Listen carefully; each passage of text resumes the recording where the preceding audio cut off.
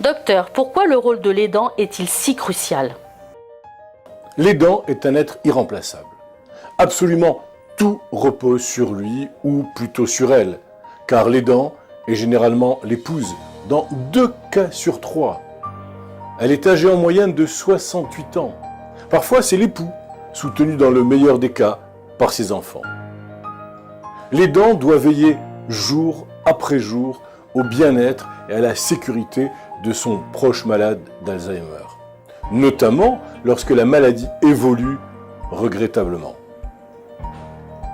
Le surveiller assidûment pour éviter les fugues et les sorties intempestives, l'assister pour le choix de ses vêtements, l'aider à s'alimenter et à faire sa toilette, pourvoir aussi à ses besoins affectifs, etc., etc., etc. La liste est longue et nombreux sont ceux qui consacrent en moyenne, écoutez bien, 6h30 par jour entièrement à cette tâche. Puis, lorsque la dépendance s'accentue, il s'agit alors d'une aide constante, jour et nuit, et 7 jours sur 7. Accompagner un proche souffrant d'Alzheimer est une expérience marquante sur le plan humain, émotionnel, physique et social. Ainsi, près d'un aidant sur 2 souffre de dépression.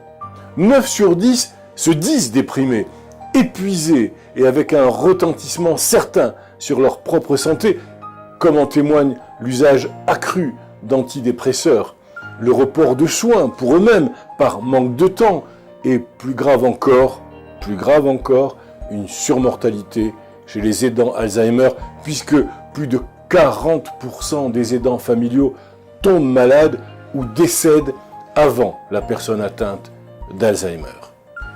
Une vulnérabilité qui va augmenter avec les troubles du comportement, l'aggravation de la maladie, le nombre d'heures et d'années passées et qui varie également en fonction de l'âge de l'aidant, de sa capacité d'adaptation, comme celle de pouvoir faire le deuil de la relation passée, de l'image de l'autre et enfin de sa capacité à demander de l'aide.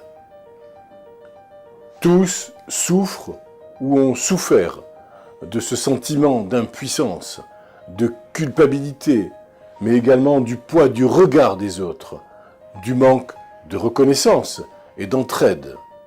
Ils ont surtout un profond besoin de répit.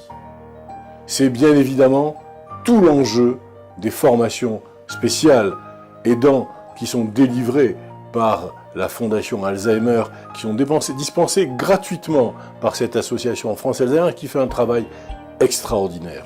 Où tout va commencer par une meilleure connaissance de la maladie pour mieux l'appréhender et plus largement la mise en place d'haltes relais Alzheimer. Là, on y trouvera le répit tant mérité, une information sans cesse actualisée sur la maladie, ainsi que de précieux conseils pour permettre aux aidants de tenir le coup.